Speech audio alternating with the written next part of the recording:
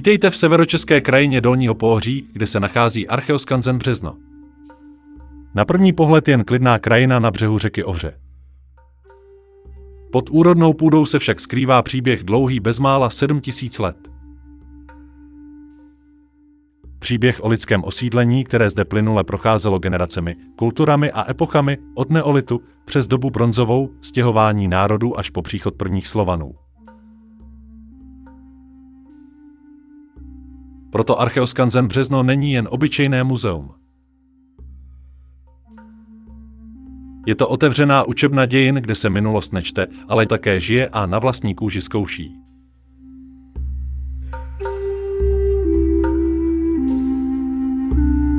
Jsme v Archeoskanzenu Březno.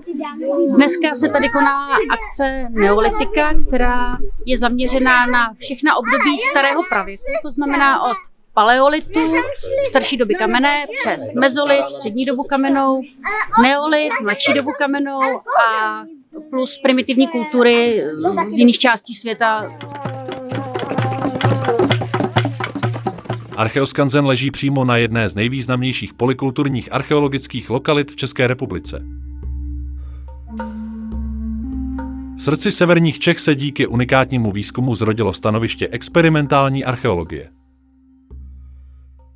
Archeoskanzen nám alespoň letmo umožňuje nahlédnout do dávno zmizelých civilizací a doslova si sáhnout na jejich způsob života, na jejich řemesla či domovy.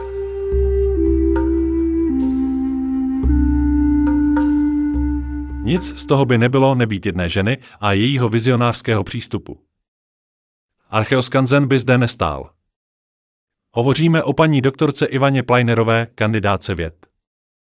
V době natáčení jí bylo 93 let. Od 50. do 70. let 20. století vedl Archeologický ústav ČSA systematický velkoplošný výzkum v lokalitě Březno. A právě doktorka Plajnerová odkryla neobvyklou kontinuitu osídlení a především detailní půdorysy staveb z různých období od neolitického dlouhého domu po slovanskou vesnici z 9. století. Nacházíme se v archeologickém skanzenu Březně u Loun a moc rád bych tady přivítal paní doktorku Ivanu Plajnerovou, díky který tento skanzen vzniknul. Je pravda, že celý život jsem ty archeologii zasvětila. Já jsem sem přišla opravdu jako studentka, ještě jsem neměla dokončenou fakultu a dokončenou studium na univerzitě. A tak jako už jsem tady jako byla, no a zaujalo mě to natolik, že jsem to spojila opravdu se svým životem, se může říct. To jsem byla jako studentka a my jsme dělali takový jako průzkum určitých území, takže od té doby jako inklinuji tady v této oblasti a to byl ten začátek. Ale co vy sama považujete asi za nejvýznamnější? Dělala jsem i diplomovou práci o umělecké kultuře, no tak samozřejmě mě zajímaly nálezy z tohohle období jako nejvíc.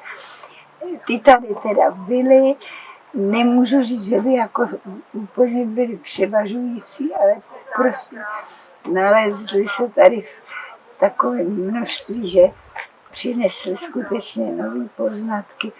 A důležitý taky, že se nalezly jak pohřební místa z hroby, tak sídliště, že jsme měli oboje složky tehdejšího života a smrti teda.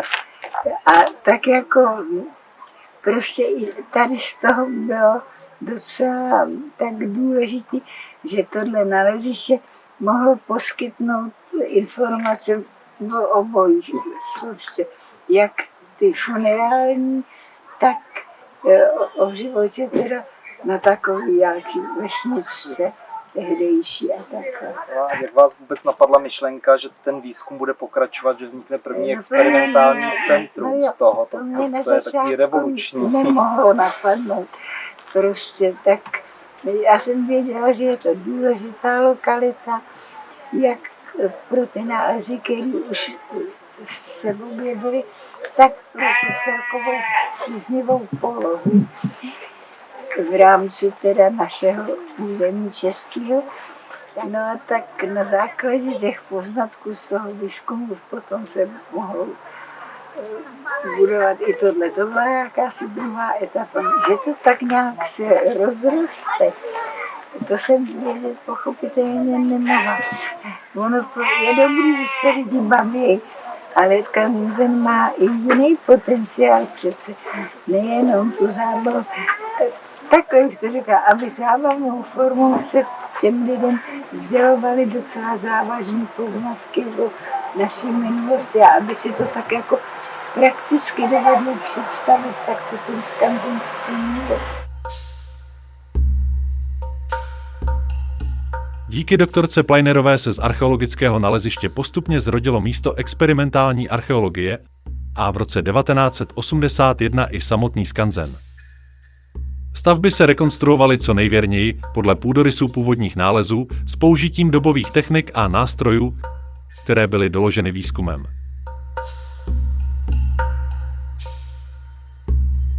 Teď se nacházíme před dlouhým neolitickým domem. Takovéto domy stavili první zemědělci, což byla kultura s lineární keramikou a později vlastně kultura s vypíchanou keramikou. A jak my víme, že stavili takovéto domy, protože po z těch domech se nám zachovaly vlastně kůlové jámy vyplněné. Ta kůlová jáma je vyplněná zeminou, která má jinou barvu než to okolí a můžeme vlastně odkryt půdorysy takovýchto domů. A takovéto domy tady skutečně byly odkryty.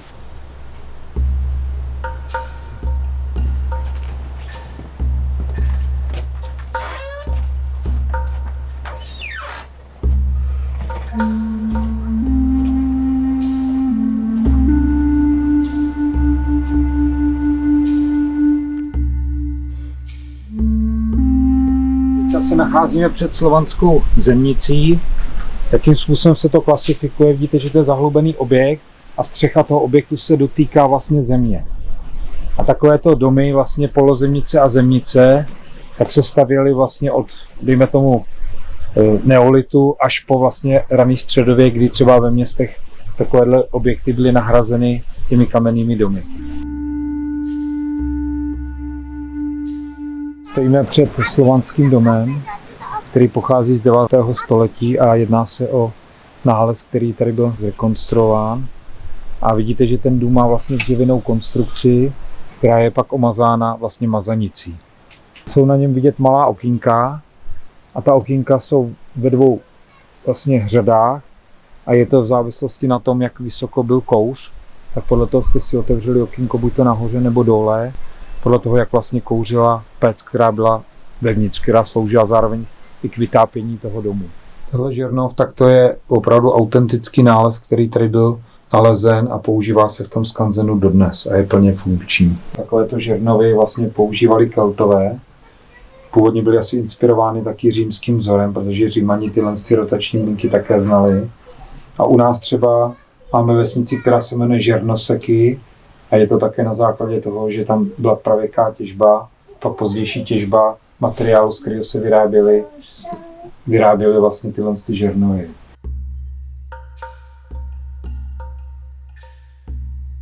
Při pohledu na současnou krajinu v okolí Loun si jen těžko představíme, co vše se zde odehrávalo posledních několik tisíc let před nástupem moderní doby. A právě v tom má Archeoskanzen Březno klíčový význam pro celý region severozápadních Čech. Přesto v převratných transformačních letech po pádu komunismu tento unikátní projekt z úsporných důvodů málem zanikl. Naštěstí se ho ujalo oblastní muzeum v Lounech. Skanzen v Březně převzalo tehdejší okresní muzeum v Lounech v roce 1994 od Archeologického ústavu Akademie věd České republiky. Z toho důvodu, že to byla v zásadě jediná možnost, jak mohl ten skanzen pokračovat dál.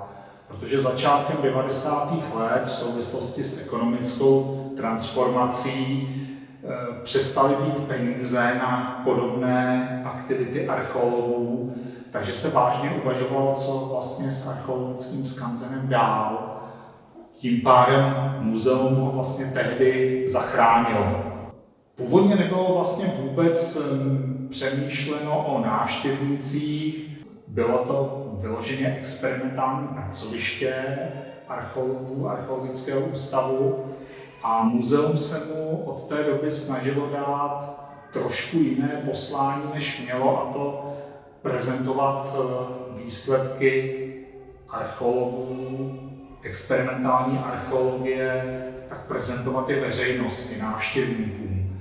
A to je vlastně linie, kterou se snažíme držet dodnes, kde se snažíme představit pravěk a prehistorii neotřelou formou, takže jako zvláštní pracoviště muzejní pedagogiky. Skanzen dnes provozuje oblastní muzeum Louny. Muzeum zajišťuje nejen údržbu a odbornou práci, ale především bohatý celoroční program. Aktivity ve Skanzenu proto dalece přesahují pouhé prohlídky. Návštěvníci si mohou vyzkoušet pravěká řemesla jako předení, mletí obilí, výrobu keramiky, účastnit se programu Living History, kde se rekonstruuje život v dobových táborech. Děti sem tedy nepřichází jen koukat. Přichází si sáhnout. Zkusit si, jak náročný byl život bez moderních vymožeností, jak museli být naši předkové vynalézaví.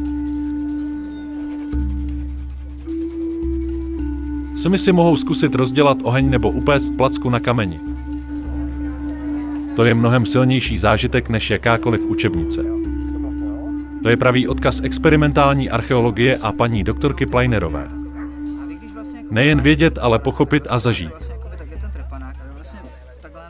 Archeoskanzen Březno u Loun je tak živým pomníkem lidské historie a vědeckého průkopnictví. Díky práci doktorky Ivany Pleinerové a péči oblastního muzea v Lounech zde zůstal zachován příběh o kontinuitě osídlení, o tom, že se lidé na toto úrodné místo vraceli po tisíciletí.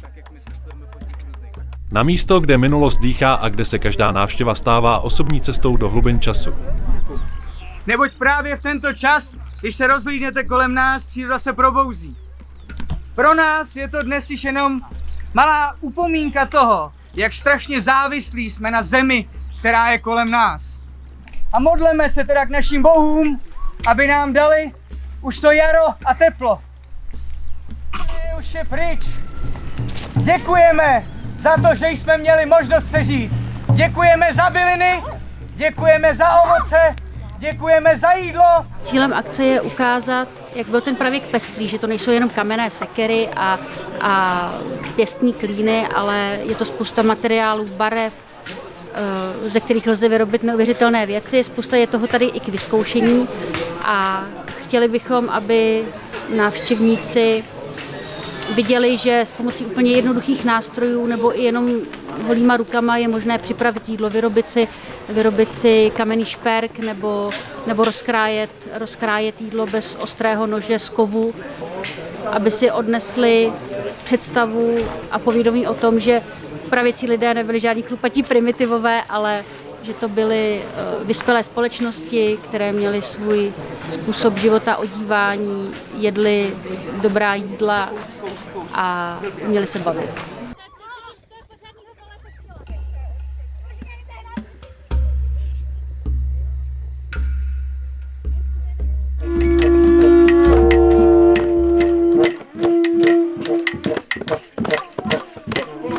Já používám ke svolávání návštěvníků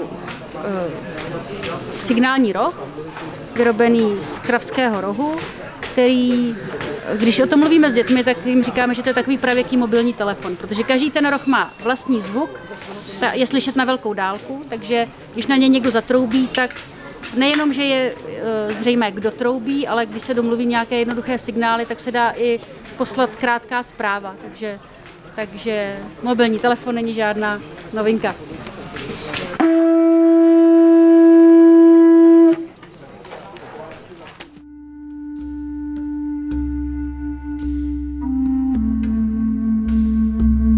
Vítejte v Archeoskanzenu Březno, místě, kde se rodily severní Čechy.